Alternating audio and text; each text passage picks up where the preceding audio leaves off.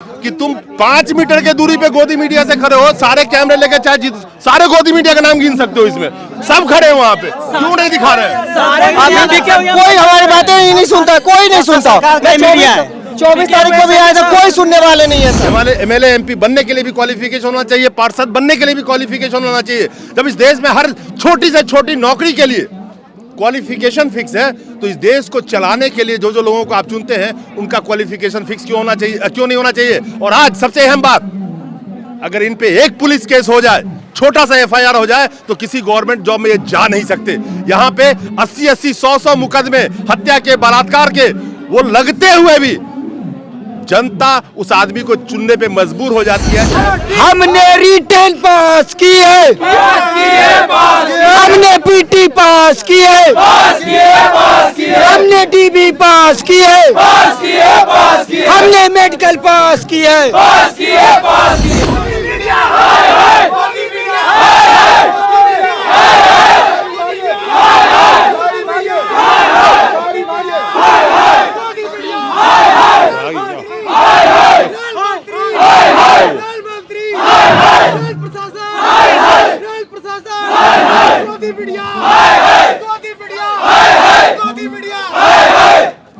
गोदी मीडिया हाय हाय। अरे एक बार बताओ, आज ये भारत के नौजवान जंतर मंतर पे इकट्ठे हैं, और ये भारत के वही नौजवान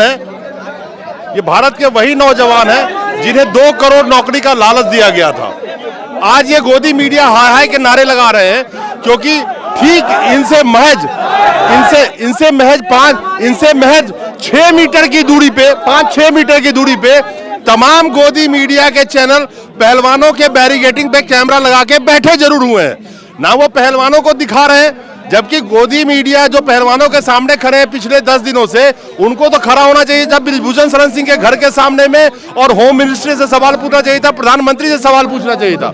लेकिन आज इन नौजवानों को गोदी मीडिया हाय हाय के नारे लगा रहे हैं। अच्छा, गोदी मीडिया का फंडा समझ में आ गया? नहीं, कुछ भी समझ में नहीं आ रहा। हम लोग का साथ ही नहीं दे रहे हैं। 2 मीटर पे तो खड़े हैं तुमसे। 2 मीटर हम लोग को मिलने के लिए कोई तैयारी नहीं है। हम लोग इतना आवाज कर रहे हैं, इतना हल्ला कर रहे हैं। क्या हुआ? धोखा हुआ। 1/1 रेशियो में एक सीट के लिए एक बच्चे को बुलाया, फिर भी सीट अलॉट नहीं किया गया रेलवे मंत्रालय द्वारा। वो तो ठीक है, वो तो मैंने दिखाया। मुझे ये बताओ कि तुम 5 मीटर के दूरी पे गोदी मीडिया से खड़े हो, सारे कैमरे लेके चाहे सारे गोदी मीडिया का नाम गिन सकते हो, इसमें सब खड़े हैं वहाँ पे, क्यों नहीं दिखा रहे हैं? कोई हमारी बातें ही नहीं सुनता, कोई नहीं सुनता। 24 तारीख को भी आए थे, कोई सुनने वाले नहीं है सर। ना यहाँ सुनते हैं ना वहाँ सुनते, कोई नहीं सुनता है हम लोग की बातें। हाँ, 24 तारीख को भी आया था, ऐसे ही वापस गया। किसी को बुलाते, कोई इंटरव्यू लेके तैयार नहीं, कोई सुनने के लिए। ये मोदी जी कहते हैं न्यू इंडिया, यही न्यू इंडिया है?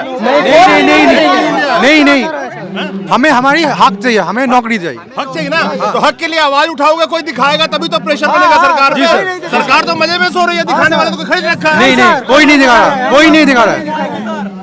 क्या कह रहे हो भाई, आप बताओ? हमको मोदी से कोई दिक्कत नहीं है, हमारा रेलवे का जॉब चाहिए, रेलवे प्रशासन का हमारा बात पहुंचना चाहिए। मोदी बा कोई पॉलिटिशियन लीडर से हमारा कोई मतलब नहीं है, ठीक है? हम कोई राजनीति इधर करने नहीं आए हैं। आपकी बात बिल्कुल सही है। जॉब चाहिए, तो वो भी कहते थे कि हमें भी मतलब नहीं है, पॉलिटिक्स से नहीं, हम लोग को पॉलिटिक्स से कोई मतलब नहीं है। हम लोग को रेल प्रशासन के ये प्रॉब्लम है कि हम लोग 1:1 से सिलेक्शन हुए, हम लोग को सिर्फ जॉब चाहिए। रेल प्रशासन किसके अंदर में है भाई? जो भी हो, रेल प्रशासन का चाहिए। वो एक पद होता है, ठीक है? उधर मिनिस्टर रहता है, उसको हमको किसका है? बात पहुंचनी चाहिए। मोदी को नहीं चाहिए, नहीं चाहिए ये बात, ठीक है? B2 सीवन को पोस्ट चाहिए, मिलनी चाहिए। B2 जीवन की पोस्ट मिलनी चाहिए। RRC हाय हाय, RRC हाय हाय। हमने रिटेन पास की है, हमने पीटी पास की है, हमने डीबी पास की है, हमने मेडिकल पास की है, हमें नौकरी मिलनी चाहिए।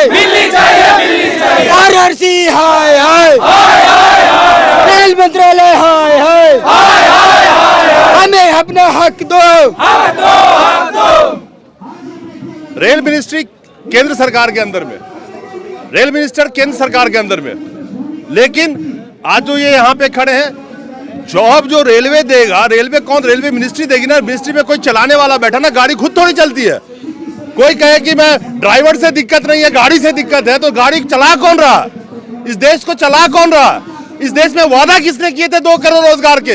इन्हीं नौजवानों को उज्जवल भविष्य के सपने किसने दिखाए थे? तो अभी कहते हैं कि मोदी सरकार से दिक्कतें, तो फिर एक काम करो, फिर किसी दूसरे सरकार से जाके मांगो। यहां से देश में दिल्ली में क्यों बैठे हैं लोग? यहाँ पे फिर मांग करना चाहिए किसी और दूसरे सरकार से, जाके दिल्ली आने की क्या जरूरत है? जिनका काम था, जिन्होंने वादा किया था, उन्हीं को वादा याद दिलाया जाएगा ना। और उनको याद दिलाने के लिए जो चौथा स्तंभ बना था, यानी कि मीडिया, जिसका काम था इन नवयुवकों को दिखाना, इनसे महज 5 मीटर की दूरी पे वो खड़े हैं।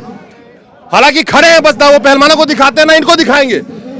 लेकिन वादे पर जब आप सवाल नहीं करेंगे, सरकार को आप चुनते हैं।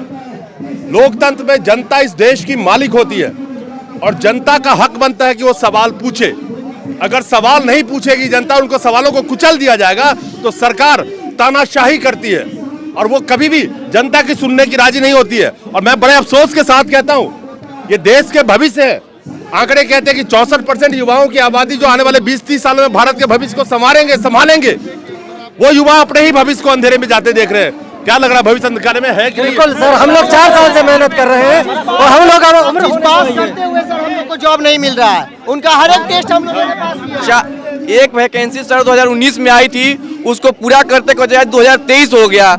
हमारी सारी प्रक्रियाएं पूरी कर ली गई है। हमारी रिटन एग्जामिनेशन हो गए, मेडिकल टेस्ट हो गए, डॉक्यूमेंट वेरिफिकेशन हो गए और सारे चीज़ पास करने के बाद फिजिकल टेस्ट हम लोग पास कर गए। और हमारी मेडिकल स्टैंडर्ड भी हाई है, A2 है। और ये भाई लोग B2 C1 वाले हैं। सबकी पोस्ट कम कर दी कैसे? और सभी बच्चों को जितनी पोस्ट थी उतनी बच्चों को बुलाया गया था, फिर भी हमारी पोस्ट कहाँ गई? जितने सीट थे उतनी ही बच्चों को बुलाया गया, तो हमारी सीटें गई कहाँ? हमारी पैनल में हमारी नाम आई क्यों नहीं? यही मुद्दा है हम लोगों का सर। देखिए, एक मामूली सी आप अगर गवर्नमेंट में चपरासी की भी नौकरी के लिए एग्जाम देने जाएंगे तो आपकी क्वालिफिकेशन पूछी जाएगी। एक मामूली सेना में जो पूर्व सैनिक भी आज आवाज लगा रहे हैं, सेना में जाएंगे तो आपको दौड़ाया जाएगा, एग्जामिनेशन देना है, रिटर्न देना है, मेडिकल होना है। लेकिन इस देश की सबसे बड़ी दुर्भाग्य है, मैं दुर्भाग्य कहूंगा, कि एक आदमी जब किसी भी पॉलिटिकल पार्टी से खड़ा हो जाता है तो चाहे वो 75 साल का भी हो तब भी कोई फर्क नहीं पड़ता, अंगूठा छाप हो तब भी फर्क नहीं पड़ता, ना उसको दौड़ना है ना कुछ करना है। सिर्फ अगर उसके जेब में पैसे हैं, यानी कि वोट खरीद सकता है, जनता को लुभावने वादे कर सकता है, तो वो देश चलाने के लिए बैठ जाता है। और जब वो देश चलाने के लिए बैठ जाता है तो उसी देश की जनता की दी हुई शक्तियों का इस्तेमाल करके उसी जनता की आवाज को दबा देता है। तो क्यों नहीं इस देश में भी देश चलाने के लिए भी कुछ क्वालिफिकेशन होना चाहिए? एमएलए एमपी बनने के लिए भी क्वालिफिकेशन होना चाहिए, पार्षद बनने के लिए भी क्वालिफिकेशन होना चाहिए। जब इस देश में हर छोटी से छोटी नौकरी के लिए क्वालिफिकेशन फिक्स है, तो इस देश को चलाने के लिए जो जो लोगों को आप चुनते हैं उनका क्वालिफिकेशन फिक्स क्यों होना चाहिए, क्यों नहीं होना चाहिए? और आज सबसे अहम बात, अगर इन पे एक पुलिस केस हो जाए, छोटा सा FIR हो जाए, तो किसी गवर्नमेंट जॉब में ये जा नहीं सकते।